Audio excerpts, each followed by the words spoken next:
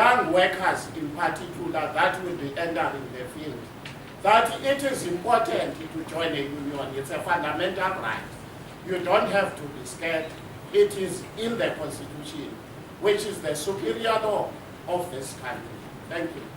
Thank you, comrade. That's great. Asada and then Honors.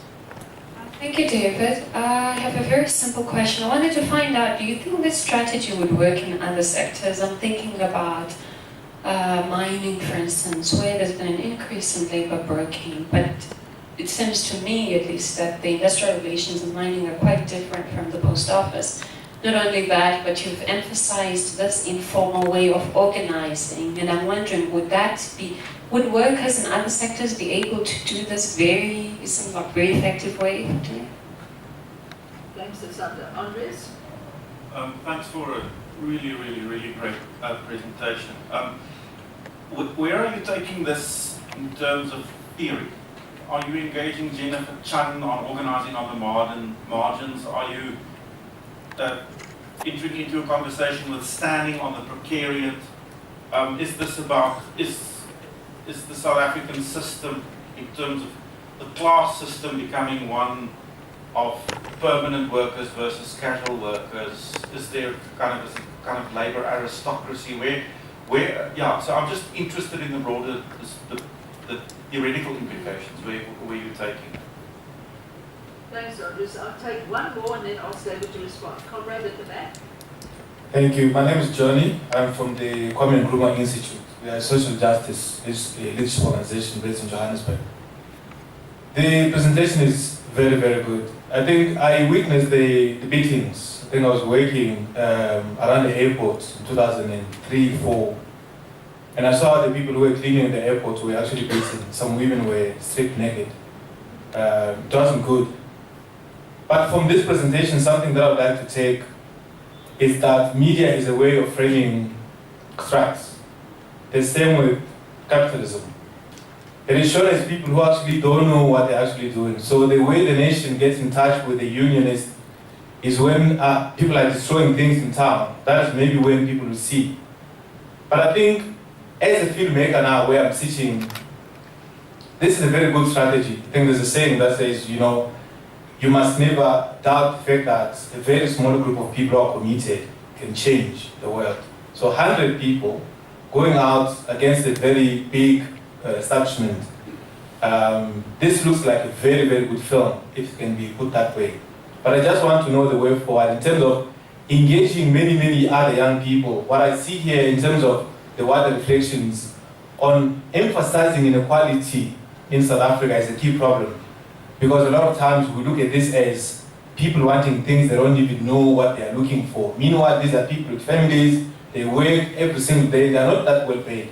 So in terms of the research on its own, how then do you intend on maybe going to schools, high schools, to make sure that the youth in South Africa, before they become laborers, before they become employed, can have this information? Because for me, this is very critical. We need to have a citizenry that is informed, so that people don't just have this picture of people who are unionists as reckless and lawless. So that's what I want to just ask. But this is very good. Thank you very much. Thank you, comrade. Good point. Great, thanks. Can you hear me? No. Thanks very much. Okay. Look, my point is that I do think that, as you said, as the first speaker said, that casual workers are going to have to organise if they're going to be able to use these new laws. And I think one thing that I hadn't taken into account was actually the EFF initiative on this, which I think is really interesting, where you get a political party actually raising the stakes and saying, this is the new law, come and talk to us if it's not been applied. So I think there's a dynamic there that we should actually look at as well. But I think we've got to be very careful about sort of saying, everyone must join a trade union. I'm a trade unionist, I've been the president of a trade union, I believe in trade unions. But what we see here is this colossal failure of trade unions to actually protect the most vulnerable workers. And it is an aristocracy of labour. That was very clear in the post office. Just the looking after one group at the expense of another. You know, there was no interclass solidarity here at all. So I think we've got to be, the question is what kind of unions should we be having? And that's why I'm quite interested in the point I raised towards the end around what lessons can we possibly learn from this case study. Would it be applicable in other sectors? You know, that's a really important question. And I think yes and no. I think the issue of worker committee, I suspect that if you look at the dynamics of worker committees taken abstractly, that these are very similar to each other. What I constantly struggled with in the research until I realised what mistake I was making was that I would ask myself, well, what's your structure? And who did what? And they can't answer, because these are organic structures. Because what clearly had emerged was this incredibly efficient field structure. It was a paramilitarised structure that was operating across Gauteng with these guys. And they all knew their roles, but it was an organic process that people picked up the roles depending on their particular character and fitted in that way. And it was an organic process of learning. So I think worker committees are subject to study in their own right, and I suspect the dynamics are very similar. But workplaces are very different. Now, one of the key points here, of course, is that the post office workplace is the entire country. And so the Hotsoma technique worked very well, because you can't protect every address. Now, the Hotsoma technique was actually most effective in the townships, because you can have groups of African men, let's be straightforward here, without attracting too much attention. Where if you go into the suburbs, the police are, you know, and the security companies and everybody else is on you like a ton of bricks immediately. And there's other reasons as well that we can talk about. So the nature of the workplace, you know, it's an organisational process. So what I've done in the chapter about techniques, you know, is try and make them as broad as possible. I think the mutual mobilisation technique is one that, I mean, none of these techniques are completely new, of course. Those of you in industrial relations will recognise them. It's the combination you put together.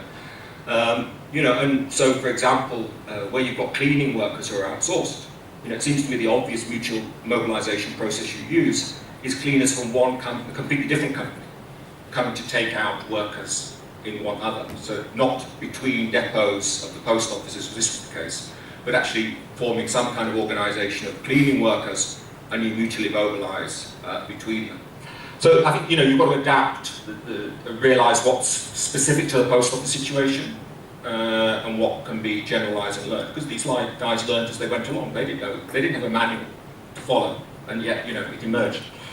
Andres, where am I taking this? You see, it's a sociologist, that's about theory. Look, you know me, I'm interested in what really happens out there. You know, and I just think that this is a huge story. 8,000 people were disappeared effectively for the industrial relations scheme, and then they rebelled. And we don't know anything about it. There's no other researcher here, you know. And I only found out about it because I'm a bit weird and I hang out in the townships, you know, and I have postman friends. So, you know, I've bumped the theory for so long. What I would appreciate really from further discussions from this is from what's in the working paper, what bits are theoretically useful to take forward. What I am taking forward in the paper that I'm developing is how the technologies struggle, something we've not talked about, I'll just mention briefly in a moment, how these, once learned, like any technology, can be quickly adapted by other groups.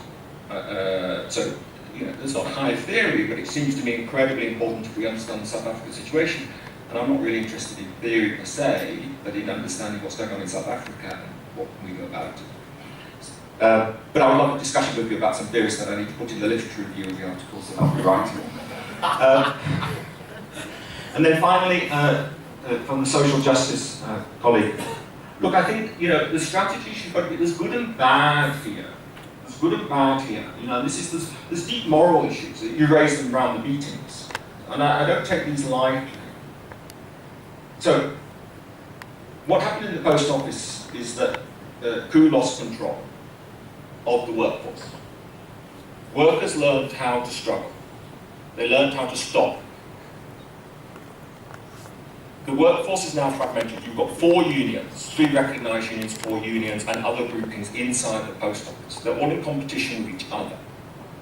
There's an unfinished process of conversion. So although there's no labour broker employees, those that have been brought in are not at the same status or salaries as permanent employees.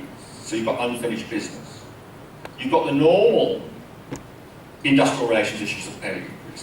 So you've got unions making demands against the post office and against each other effectively, because it's a fight for survival, which of these unions will survive. Now, what the Mabarete developed was these technologies of struggle. And to put it in a nutshell, you have 300 people who are well organised and determined, and you can stop postal deliveries across Gauteng, or across the townships of Gauteng. And I should say, townships were the big businesses, because there's low internet penetration, and everyone's getting their DSTV bills and so on coming through the post, so it's big business. Now, so in this case, this is a story which I think is one of heroic struggle, in which repression, oppression was fought. But anyone can pick this up now, and indeed they are, for their own usage. So these technologies, once they're in the world, are not controllable, and they can be used in good or bad ways. So we need to think very carefully around it. Thanks, David. Yes, Conrad? Thank you, David, for the presentation. I just need to touch on the issue of, as a unionist, also as you mentioned, do we need a Chapter 9 institute to oversee the integrity of the unions here in South Africa? Because I've seen a pattern that has happened over the years. The people will mobilize strikers, and then maybe they are fighting for 9%. Soon you see the guy wearing a tie, becoming a director of the industry. It's happening in the mining sector a lot. People who were so-called revolutionary unionists are now your empowerment guys in the JSE listed companies. So I am concerned about the change of leadership and the pushing of the so-called people who are representing people at the bottom. So do we need to oversee the unionists to check their integrity? Because there is no way that people can be fighting for 9% for 5 years. I think I'll be my time. Thank you. Melanie? No, thanks, that was fantastic, and it just raises a host of issues. So, I mean, one of the things that I was let me come back to that. In terms of the theory, I think the point that you raise around the fact that you could use this organizing strategy in the township is really important, and I would really encourage you to look at kind of spatial theory and organization, and something that isn't really looked at much in the literature on organizing or organizing informal workers. I work on it, and I think it's quite fascinating. I think that there are interesting links to other sectors. And, Bridget Kenny's work on how this identity of permanent and casual shapes the way that people organize and the divisions between workers is really important, because what we're looking at is the formation of new identities linked to the form of the workplace organization. And when I was studying Pick It Up years ago, they had a very similar situation, but it wasn't through labor brokers.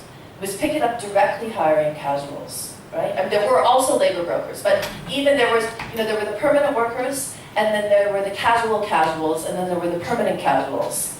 And then when they eventually negotiated to bring some of the casuals in, the casuals were left out, but the permanent casuals became former non-permanents. And even though they were now permanent, they had this different way of being labeled, and it had implications for their pay, because they obviously weren't going to immediately give the former non-permanents the same pay as the permanents, because they said we can't afford to do that, we're going to have a staged increase. So I think it's interesting to look at all of these different gradations and what it means and what's happened in other sectors. And I would just encourage you not to only limit it to labor broking. I think it adds a dimension, but two final points. One was just in terms of what does it mean that it's providing a public service, right? And I think in terms of the Sunda's question around the mine. But the question I have for you is around, given that when I was looking at these permanent casuals, they weren't mobilizing in these astounding ways. What is it about the history of these particular comrades? Who they are, I don't know if it's their organizational history, I don't know if it's their personal histories, if it's the particular location, coming back to geography where they work, that allowed this to develop. Because I think if you want to look at it being transferable, that's part of what, but I would just be fascinated to know what you think, what they think, why they were able to organize in this way when others haven't. Thanks, Melanie. And the great thing is that we've got so many post office workers here present, so we can get maybe different answers to that question. Carl. Well, Sorry, I'm looking for a mic that I can reach. Can you hear me? Am I audible? Yeah, also, thanks, David. A really fascinating account. I've got just two things that really struck me. I mean, the one is the complete failure of all of those institutions that go along with democracy. Trade unions, state government bodies of resolution, the Department of Labor, the CCMA, the whole bunch of them, complete failure.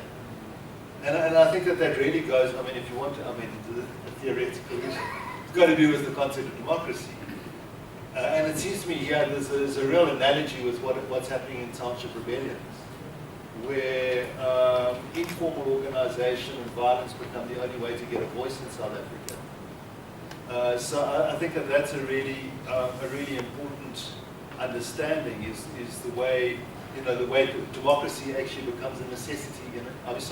Violence becomes a necessity in democracy.